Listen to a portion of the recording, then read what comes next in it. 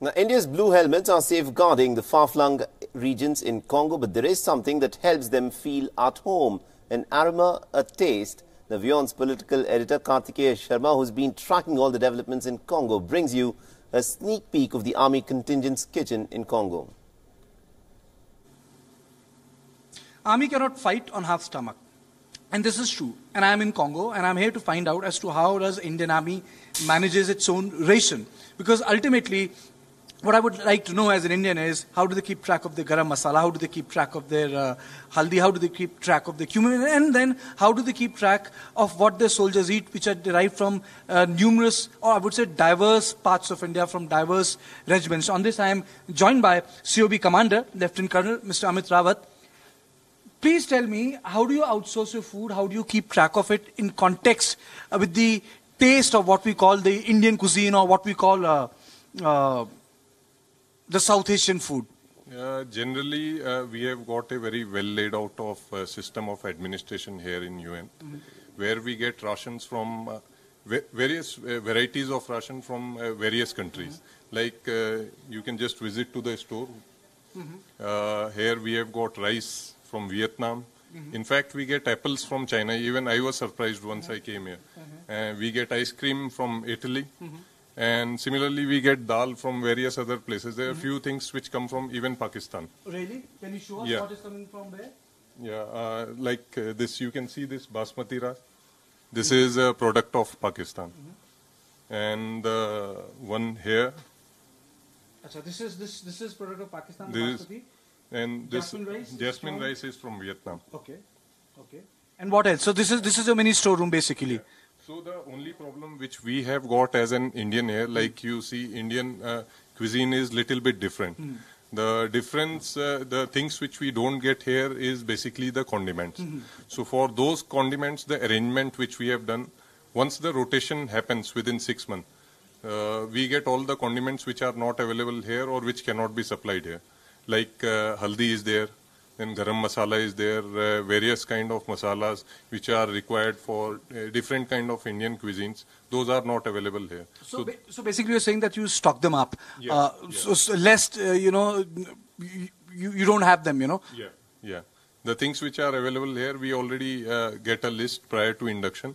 So whatever we don't get here as per the Indian cuisine and as per the eating habits of our own troops, that we get from India. Is it tough to manage all those things when you are operating in an area like Congo? Because you can't go out to the market and buy stuff from there. I don't think that's possible. Yeah. That is certainly not possible here, because the environment here is not very secure outside. And the situation also generally does not remain calm. So generally we refrain from sending our troops for day-to-day purchasing and all those things. And fresh and everything we get weekly here, so there is no problem. Okay, now you have to show me as to what you are cooking today, and you have to show me what sort of quantity is cooked every day in terms of the soldiers who eat, and what sort of variety is there on a daily basis when you feed your jawans? Yeah, I'll now take you to the cookhouse here. We'll just go to the cookhouse where I'll show you. It's right here. Yeah. That's your cookhouse? Yeah, this is the cookhouse. Okay. Like you can see, we have got a well laid out, we call it bill of fare. Okay. That is basically menu, and which is laid down for the complete week. So as per the bill of fare, today we had mixed dal, which you can see here. Mixed dal. This has already been cooked. Okay. And this is for a strength of around 160. Okay. 160 personals. Then we have got rice here. Okay. In vegetable, we have got this mixed vegetable, which you can see here. And what about non-vegetarians? Generally, as you can see, my battalion has got Gorkha troops. Yes. Most of them are non-vegetarian. Yes. So today we have got this anda curry for them. Okay. Which you can see here. So I think the dinner is early. Dinner, generally for troops, the dinner timings are between 7:30 to 8. Okay. Because after 8, generally they go for other duties, security duties, which for which they have to get deployed in night.